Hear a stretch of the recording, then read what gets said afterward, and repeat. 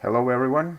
This is the third game in the Chigorin versus Steinitz match, which was played in Havanna, Cuba in 1889. So, um, Chigorin started with e4, just like in the first game, and Steinitz answered with e5, as usual, knight f3, knight c6, and here Chigorin decides to go into Spanish and not do the Evans Gambit like he did in the first game. So Steinitz played d6. Well, this was the move Steinitz created to force himself into cramped positions. Today it's very passive. So Chigorin plays d4 and bishop d7, all standard so far. And here, of course, the best move is d5, gaining space. But Chigorin was all about piece activity, so he just took on e5. And after recaptures, he castled. So, okay, white is more active, but white really doesn't have that much advantage here. But of course, it was better to just close the position and get some space. But white is better, of course, but not too much better. So after bishop d6, just a normal developing move, Chigorin plays knight c3, knight g7, and here's the first decision by Chigorin. He plays bishop g5, and you know, Steinitz just weakens his squares, which is very remarkable here. He could just castle, there is no problem there, but he just weakens his structure to force the bishop back, and then castles. He has to castle because the white bishop will eventually come to c4, and of course if the king isn't castled by then he will have problems later. So bishop c4 check, and now king tucks itself into corner. And now knight b5. Just Chigorin continues to attack. He's attacking a bishop and he's trying to win a pawn.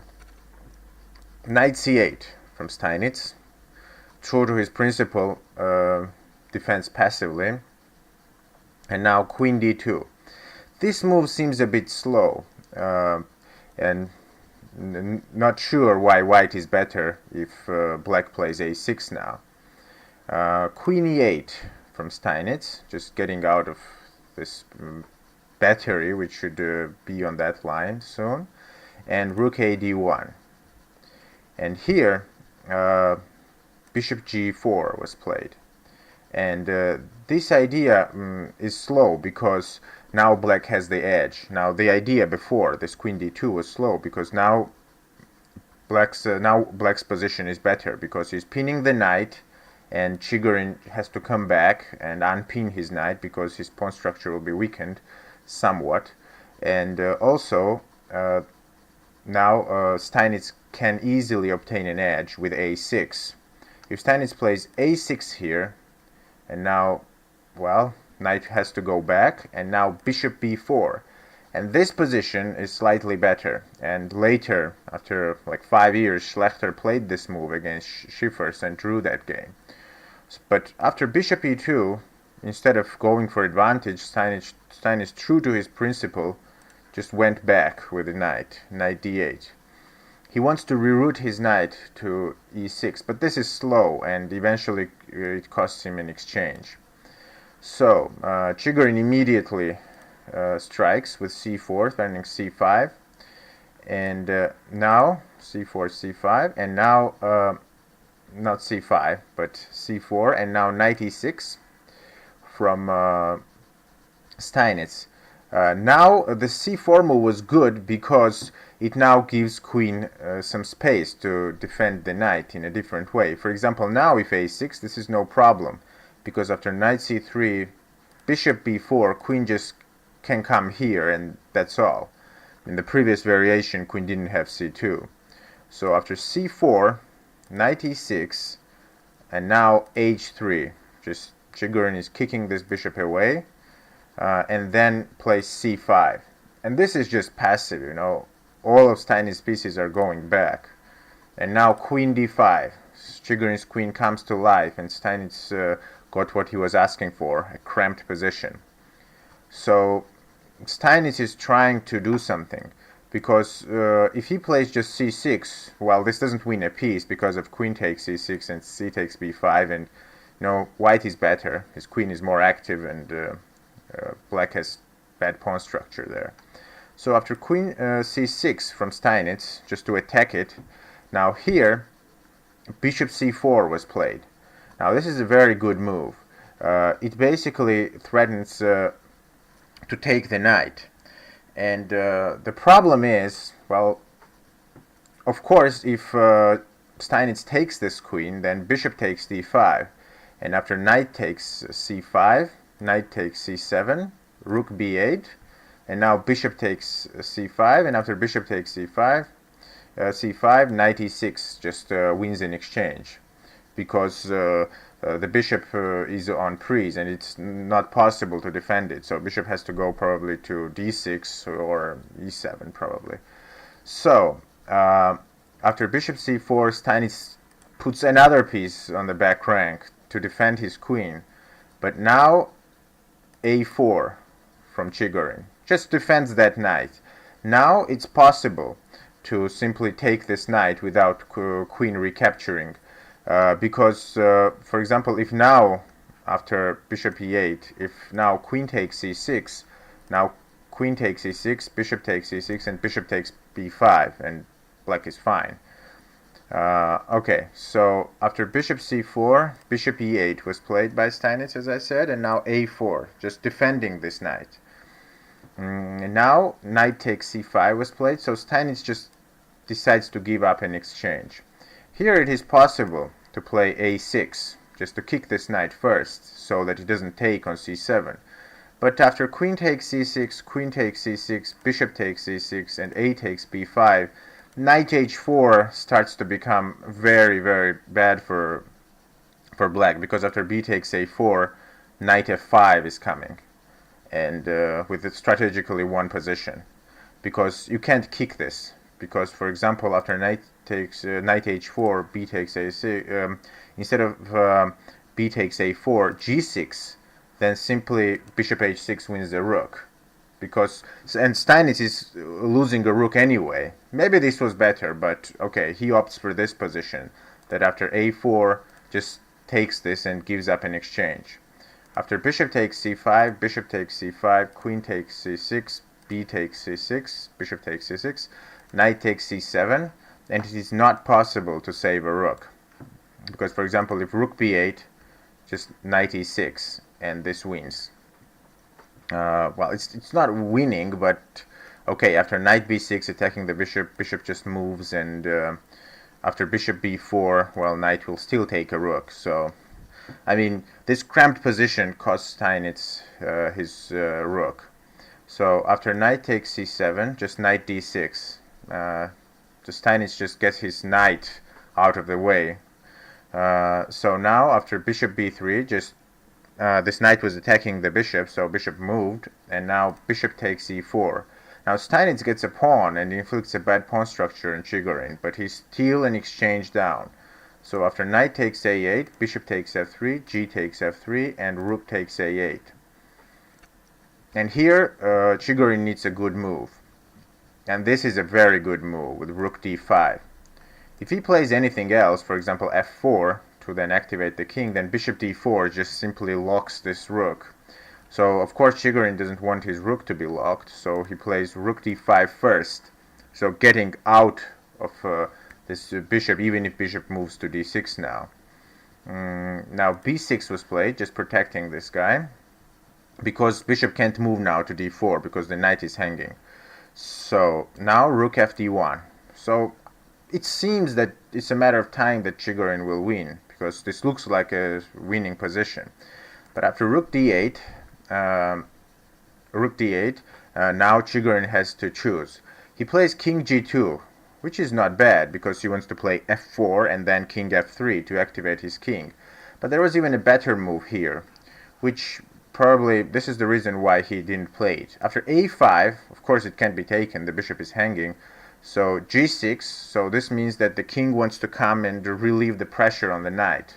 So after a6, king g7, and now rook c1, the idea is that after king is coming and bishop a4, now after king e7, this b4 move is winning, because when the bishop moves, the rook will come on c7 and take the pawn with a check, and there is no rook interposing because of bishop a4. But it seems Chigorin didn't want to risk and just played safely with after king g2. So this is what he played: king g2 and a5. Steinitz immediately stops this idea now, and bishop c2. Okay, so after bishop c2, g6 was played, just to give his king some breathing room and come and relieve this knight and the rook. So h4 by Chigorin, and now king g7, as I said, and now f4, just giving up his weak pawn to activate his king. After e takes f4, king f3, and now f5. So Chigorin takes this pawn, and now king f6. So king is also trying to get active, Steinitz king. And now bishop b3 and h6. Now this was an inaccuracy by Steinitz, because now Chigorin can play h5, and this doesn't look very good. So he could push or he could take. Pushing this would weaken the f5 square, f5 pawn, so he just decided to take it. But this is now a blunder, because now Chigorin can play bishop c2 and still take this pawn. Here king e7 was played, and then rook e5 check. And after king f8, rook takes f5 was played with a check, because now the knight is pinned, so it can't take it. So king e7 was played, and here rook e5 check was played, because the rook needs to get out so the knight doesn't take it, with a check. So it's again white's move. So king d7 was played, and now f3. Just Chigorin saves his pawn from a bishop, and now he's trying to, kill these pawns on the right. So h4 by Steinitz, just pushing the pawn forward, and king g4. This is an inaccuracy, and we'll see why. Of course, Engine doesn't care. Engine thinks this is fine, but the problem is that this allows the rook to get to the g8 square. We'll see soon why this was bad. Here, a rook g8 check was played by Steinitz, and after king takes h4, rook g2. This looks terrible now.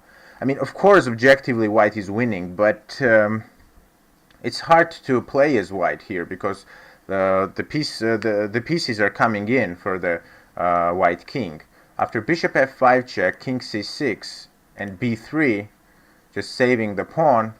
Now bishop f2 check is coming, and this infiltration is simply really bad, because now after king h3, there is rook g3 check, king h2, rook takes f3. That pawn still fell, and black is fine here. Of course, he's objectively worse, but with so many threats, it's really hard to play.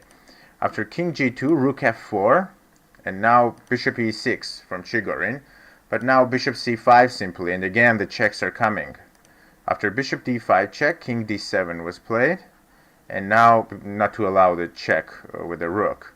And now rook e6, and now knight f5.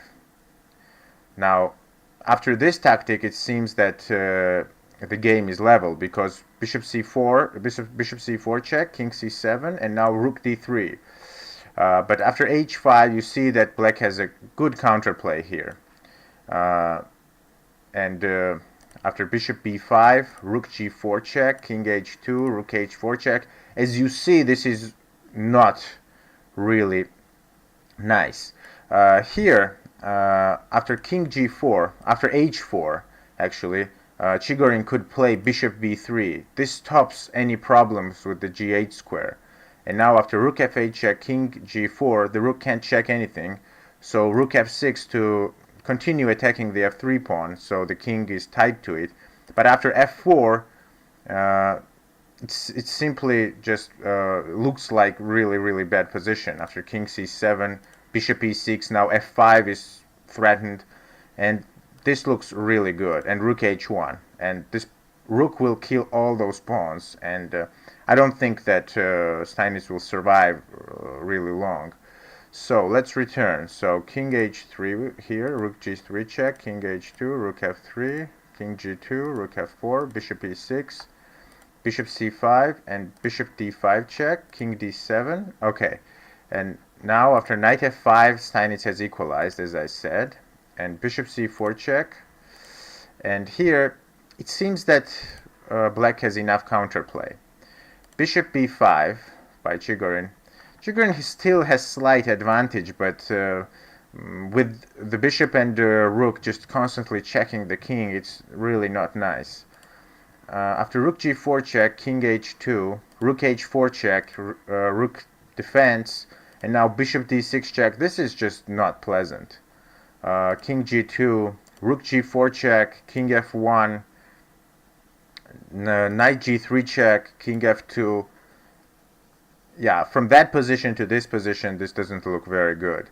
Now h4 by Steinitz, and now Chigorin has to start all over again. He plays rook h6 to attack this pawn, rook f4 check, king g2, and now bishop e7, protecting the pawn. Rook c6 check, king moves backward, and rook c4. Chigorin is desperately trying to exchange rooks, but of course you don't want to exchange rook when you are exchanged down.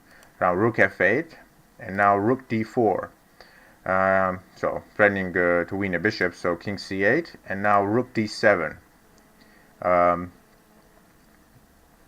Rook d7.